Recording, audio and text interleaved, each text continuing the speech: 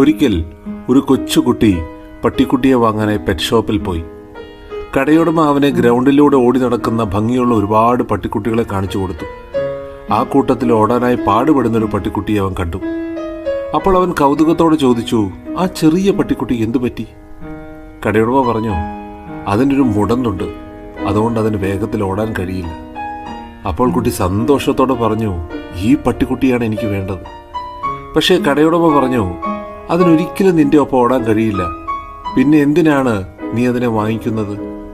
അപ്പോൾ ആ കുട്ടി തൻ്റെ പാൻസ് മുകളിലേക്ക് ചുരുട്ടി വെച്ച് അവൻ്റെ കാലിലുള്ള ഇരുമ്പ് ബ്രേസസ് കാണിച്ചു കൊടുത്തു.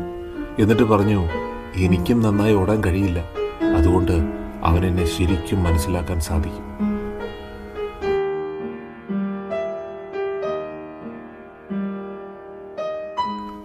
ഒരു വ്യക്തിയെ ആ വ്യക്തി ആയിരിക്കുന്ന അവസ്ഥയിൽ